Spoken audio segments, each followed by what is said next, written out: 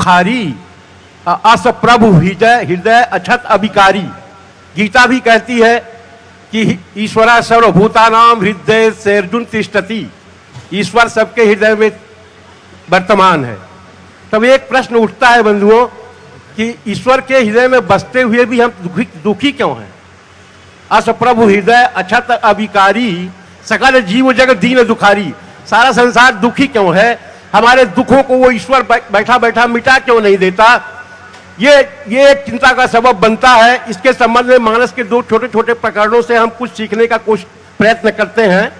एक प्रकरण तो है काकभूषुंड जी का, जब वो भगवान प्रभु श्री राम की बाल लीला में भाग लेते हैं। आपने देखा वो कहते हैं मानस में कि लरिकाई जहाँ जहाँ फिरही तह तह ले उड़ाई, अजूठाई गिरे अजीर मह सो उठाई कर खाऊं। काकभूषुंड जी एक छोटे कौए के रूप में, भगवान श्री राम बाल रूप में भगवान श्री महाराज दशरथ के आंगन में विहार करते हैं। काकभूषुंडी जी जो है छोटे कौए के रूप में जाते हैं और जब भगवान खाते खाते जूठन गिराते हैं तो वो उसे ग्रहण करते हैं। यही प्रसंग है, इससे कुछ मिलता है। तो काकभूषुंडी जी कहते हैं कि एक बार की बात है कि भगवान राम आंगन में खेल रहे थे, माता कौशल्या आती है, एक पुआ देती हैं, भगवान राम वो पुआ खाने लगे तो मुझे खुशी हुई कि चलो मुझे भी जूठन मिलेगा। लेकिन आज बात कुछ और हो गई, भगवान ने जूठन नहीं गिराया, पूरा का पूरा खा लिया। मैं बार बार जाता था तो मुझे अपने हाथ से भगा देते थे। मैंने सोचा कि ये क्या बात हो गई, आज भगवान इतने कंजूस कैसे हो गए। तो बहुत देर तक सोचने के बाद जब मैंने कई बार उनकी ये क्रियाएं देखी तो मैं उड़कर जाने लगा वहां से। मैं सोचा चलूं, ये दशरथ राजा के लड़के हैं, ये राजकुमार हैं, ये भगवान कैसे हो सकते हैं, ईश्वर कैसे हो सकते हैं, जिसे एक पूप देने में इतनी आपत्ति है। कहते हैं ईश्वर सब कुछ देता है, तो ये ईश्वर नहीं हो सकते। तो मैं उड़ने लगा। तो काकभूषुंडी जी कहते हैं कि उड़ते उड़ते, अब चूंकि काकभूषुंडी जी की जो गति है वो अव्याहत गति है, वो सप्तावरण को भेद करके ब्रह्मांड की सीमा के पहले तक पहुंच सकते हैं, इतनी उड़ान है उनकी। तो वो कहते हैं कि सप्तावरण भेद करी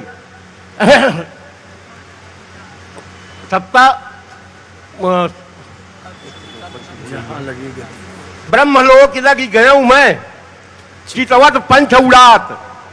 मैं ब्रह्मलोक तक गया पीछे देखते हुए, लेकिन हो क्या रहा था कि जुग अंगुल कर बीच दुई राम भुजई मोहितात।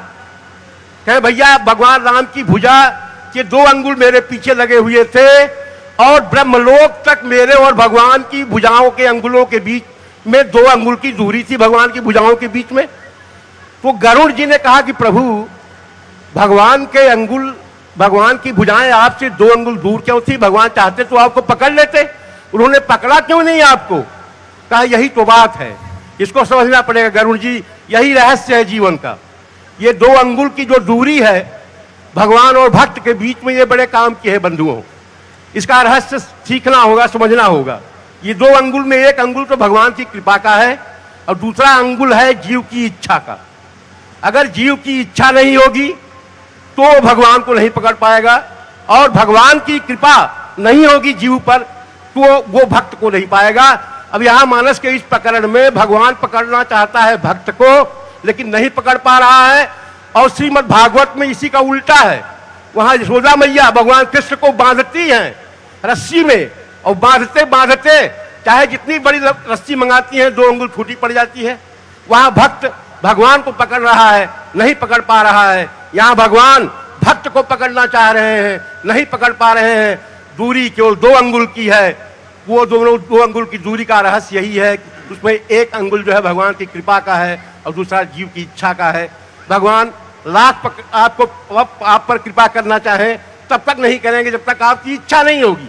जब तक आप आगे नहीं बढ़ेंगे, भगवान से कहेंगे नहीं कि हे प्रभु हमारे जीवन के दुखों को आप दूर कर दीजिए, सत्संग में नहीं जाएंगे, वहां से ये रस नहीं प्राप्त करेंगे, तब तक भगवान आपके ऊपर कृपा नहीं करेगा। अब इसका एक सूत्र एक छोटे से प्रकरण में और कि सेतु बंध अति भीड़ भई कपि नभ पंथ उड़ाही, पर जल चरण ऊपर चढ़ चढ़ पार जान।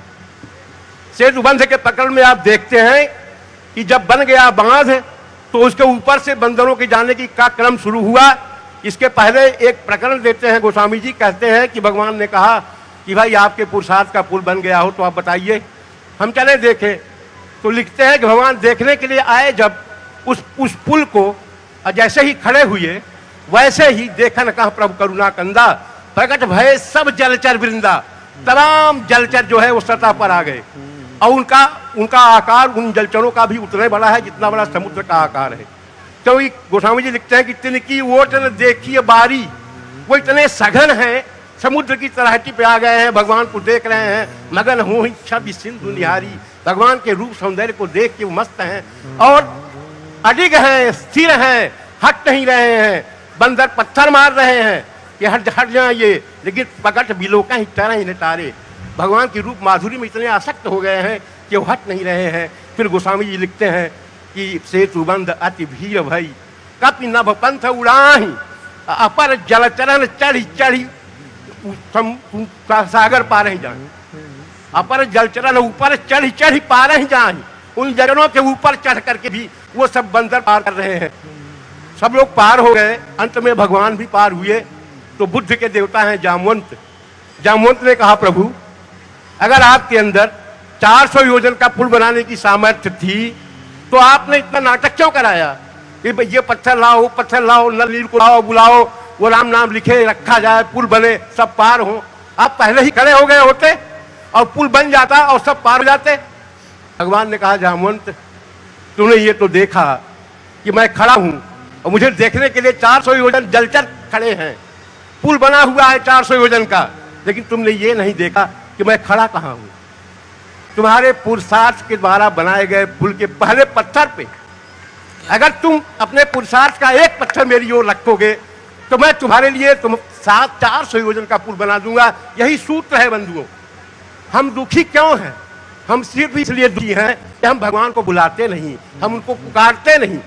यही 2 अंगुल की दूरी का रहस्य है कि इसमें पहले कौन करे। एक प्रश्न वहां उठा था कि जीव की कृपा पहले हो कि पहले जीव की इच्छा हो कि प्रभु की कृपा हो। तो यहाँ शर्त आ जाती है, बताते हैं जामवंत के पकड़ में कि जीव पहले इच्छा करेगा, वो बुलाएगा। रामायण होता है, अब देखते हैं एक लाइन पढ़ी जाती है, आसन लीजिए प्रेम युक्त आइए पवन कुमार। पवन कुमार की गुठुरी बना के कपड़े की बैठाई जाती है कि हे पवन कुमार आओ यहाँ बैठो। यही है वो पुरुषार्थ का पहला पत्थर कि हम भगवान को बुलाएंगे कि हे प्रभु आओ मेरे जीवन के दुखों को दूर कर दो। हम सत्संग में जाएंगे, हम ऐसे ऐसे महात्माओं की वाणियों को सुनेंगे, अपने जीवन में उन्हें उतारेंगे। क्योंकि देखिए आप इसका उदाहरण देख लीजिए कि सुदामा कृष्ण के मित्र थे, बाल सखा थे, अप्रतिम सखा थे, लेकिन सुदामा की गरीबी दूर नहीं हुई। क्यों? इसलिए नहीं दूर हुई, उसको दूर करने के लिए उन्हें जाना पड़ा अपने पैरों पर चल के। उनकी पत्नी रोज कहती थी द्वारिका जाओ जी, नहीं सुनते थे, तो उनका दारिद्र्य नहीं दूर हुआ। फिर जब वो पांव पैदल चल के गए, जब उनसे मिले तो मिलते ही फिर कहे वह टूटी सी छानी होती कंचन द्वार पे